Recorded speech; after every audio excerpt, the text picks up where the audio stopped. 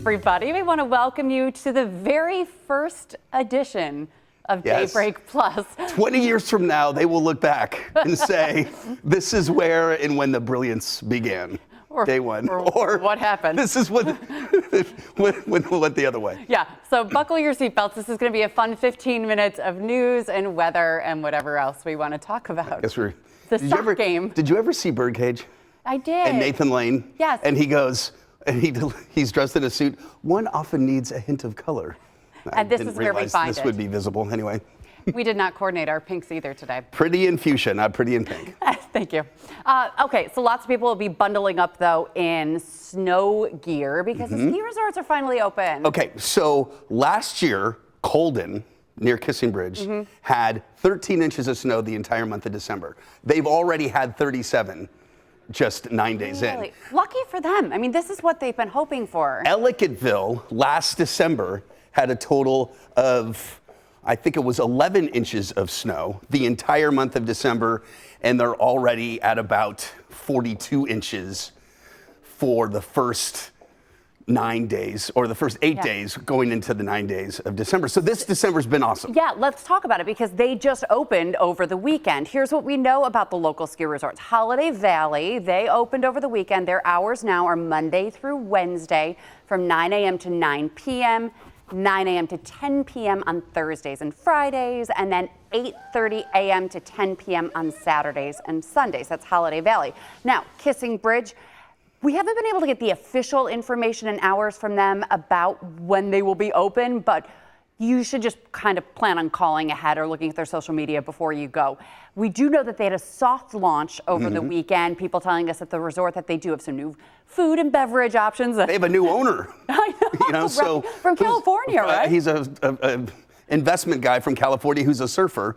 He came to visit this place over the summer, fell in love, and bought it. I love that. Yeah, pretty cool. Okay, well, welcome. And then Peek and Peek, they are closed through Wednesday, but the hours Thursday and Friday are 3 p.m. to 9 p.m. Kids get in for free as long as they're with an adult who has a ticket. So last week they got a ton of snow, but now it feels like spring out there. So what's happening? Here's the deal. It's going to rain for the next 2 days. Okay. It's not going to wash all the snow away. It's going to kind of settle it. Okay. Skiing conditions, which were epic this weekend. I mean, epic. Okay, we have a little bit of a lull and some rain, but I want to show you this. This is for the South Towns and into the Southern Tier. Red looks scary for us, but it's great for them. You like the, you know, it's heaven in the sense that travel impacts will be there for the South Towns and the Southern Tier, which is why we have a weather impact alert, but that does mean more snow. So for the Southern Tier, which does include ski country, heavy lake effect snow is coming back as early as Wednesday afternoon, but Wednesday night into Thursday. And then just in time for really nice temps on the weekend. So it's like great fresh snow, beautiful temps for skiing in that snow. And I think the amount we'll get here is kind of in that 8 to 10 to 12 inch range. So we're going to add to the snowpack. And it does appear that that'll set the stage for maybe a good lead up to holiday. I'll get out of your way so you can talk weather. I will join you back there in a second. Rain today, more light rain tomorrow with some drizzle and clouds. And when you melt snow, it adds a lot of moisture to the atmosphere. And when it cools down a bit overnight, you can get fog. We'll see that tomorrow. But snow develops Wednesday into Thursday. There's the rain that's moving overhead. Currently, it is going to be a soggy late morning, early afternoon, and then the rain comes to an end. Watch on Future Look. Steady rain through lunch. And temperatures in the 40s, so it's rain, not snow, even for the hills. And then tonight into tomorrow, clouds, kind of murky and gray. So what about after that? Starting Wednesday, another plunge, colder than last week, but it doesn't last as long as last week. Another plunge of Arctic air over the warm lakes sets the stage for heavy lake effect snow for the South Towns in the southern Erie County.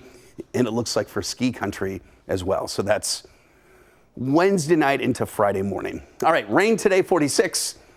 Tonight, 42, cloudy skies, sprinkles and some fog. Tomorrow morning will be really murky with just some sprinkles. Wednesday, kind of a rain to snow scenario, nothing too heavy, But Wednesday night into Thursday, some of that lake effect will make it into Buffalo. May not last all that long, but it will. Snow showers into Friday. The temperatures moderate a bit for the weekend. And then, as we showed you at the top, heavy snow for the south towns, the southern tier, especially Thursday into early Friday. And then it looks like kind of a little bit of a, temperatures moderate, but a little bit of a sloppy mess potentially with light rain and snow Saturday and possibly into Sunday. We'll kind of iron out that weekend forecast coming up, but that's how it's looking. Okay, now after we've talked weather, it's time to talk Bills. And Bills Mafia waking up so bummed this morning.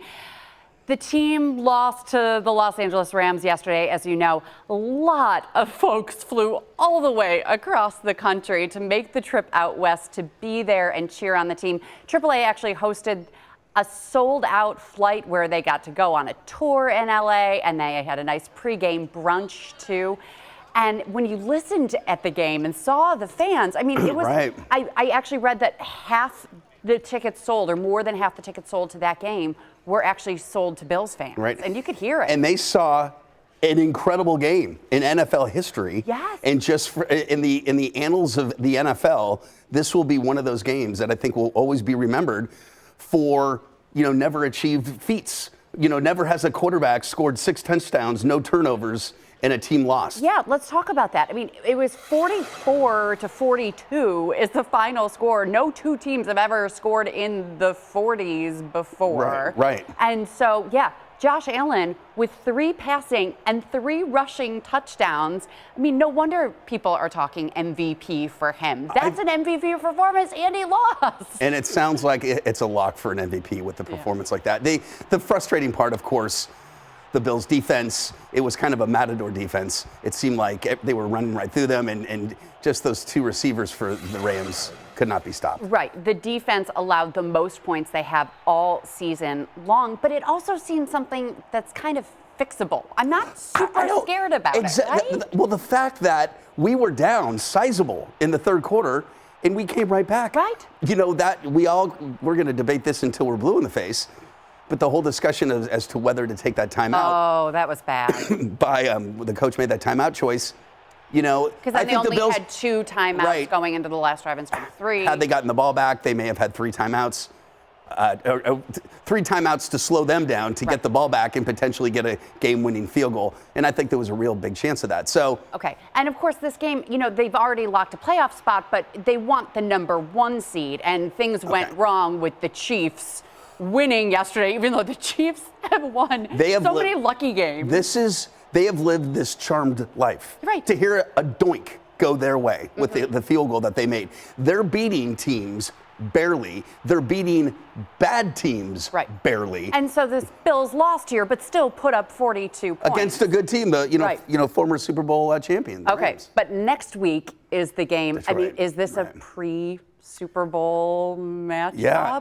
Okay, so Detroit, they are 12-1. It's going to be a big game. It's a good team against a good team, not a fake good team. And we thought the Rams had a lot of offensive weapons. Yeah. The Chiefs have even more. We don't have the Lions. I'm sorry, the Lions. The Lions. And we don't have a lot of history with the Lions. The last time we played them, do you remember this game?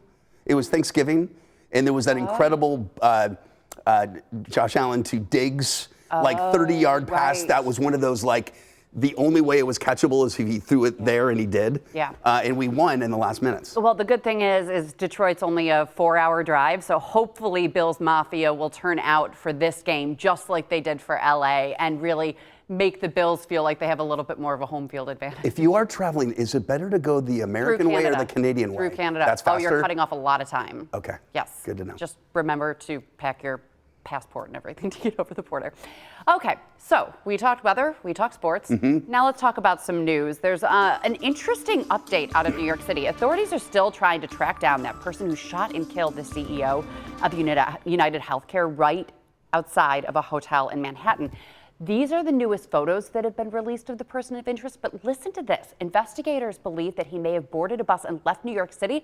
Now the Today Show this morning is saying that one of the stops that bus could have made was right here in Buffalo. What? So we'll be reaching out today to try to find out whether there are federal authorities that are looking at videos here to see whether he perhaps stopped here, but there are a lot of other stops as well. Here's one of the backpacks that they found in Central Park. A lot of developments coming out of that, so we'll stay on top of that for sure. Some local news to let you know about. Common Council member Rashid Wyatt is now expected to make his bid for mayor later today. We spoke with him exclusively over the weekend, and he said that he will officially announce his candidacy at the Bean Coffee Shop on Hurdle Avenue in Buffalo at 5:30 tonight.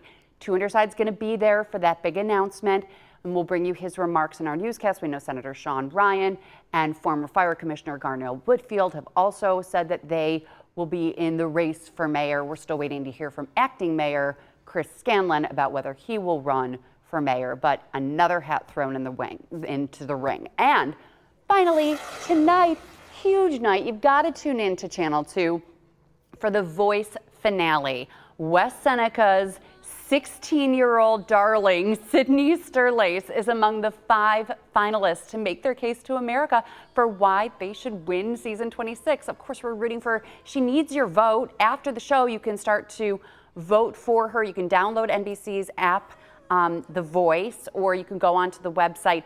Every email address can vote once. Okay. So if you have multiple email addresses, vote once from every email.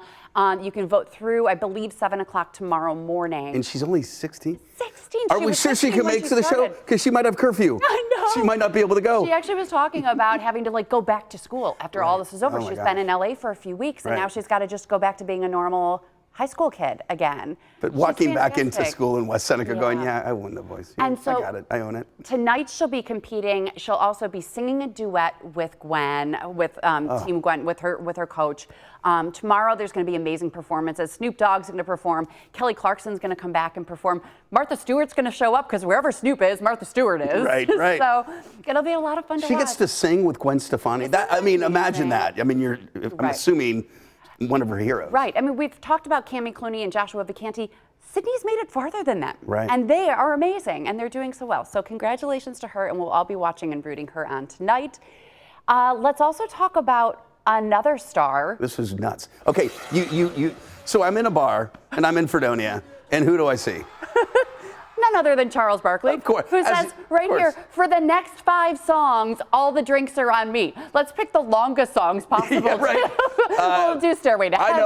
I know, Iron, Butterflies, Indagata Davida. It's like 27 minutes. Right. Play that 3 times. So here are Village of Fredonia police officers posing for pictures with him. Apparently, he did the puck drop. He dropped the puck at Fredonia State University's hockey game. Right. He has a friend. So on Daybreak, we were saying, if you know why he was in knows town. somebody in the Hockey Hall of Fame from Fredonia, and that's the connection. Okay, Yeah. so I hope he enjoyed town. Very cool. Lots of people were enjoying chili over the weekend. There was a cook-off. First responders putting their cooking skills to the test in Amherst. It was the 3rd annual competition, brought together more than 20 local fire and police departments for this chili cook-off, raising money for the Buffalo Sabres alumni holiday food drive.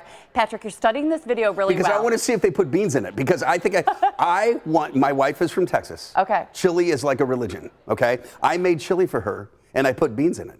And she's like, what on earth are you doing? And I thought, well, I thought chili had beans in it. Right. And she's like, this relationship may not be working if that's how you feel. It's a real thing. I think to the hardcore purists, chili should not have beans in it. Interesting. I don't know what else debate at would our be house. in it. Just meat and sauce meats and tomato and tomato the paste, Trinity, the onion, cumin, all of this stuff. Cumin. Okay. Food to families. You and I were freezing our fannies off on Friday, all for a really good cause. Great cause. So many people turned out. Lots of money and food raised. It was cold. Had to be the coldest one in a long time. It was in the 20s. Felt like it was in the 15s. These are some of the pictures that Feed More Western New York posted on our Instagram. We met so many great people. The Parrot Heads were there in shorts and listening to Jimmy Buffett. They were amazing. Scott Beeler in West Her donating so much money. We're still totaling it all up. We'll let you all know how much was raised for Food to Families to fight food insecurity here in Western New York. But this is why we are the city of good neighbors. It was a great morning out there, despite being so cold. Yeah, and a lot of familiar faces returned. Those people that had benefited from Food to Families now donating. It was kind of cool. Yeah, it was a really wonderful morning out there. So we want to thank all of you for being out there. And thanks for sticking with us for the last 15 minutes of Daybreak Plus. Let's try it again tomorrow, shall we? 9 o'clock. Bye, everybody.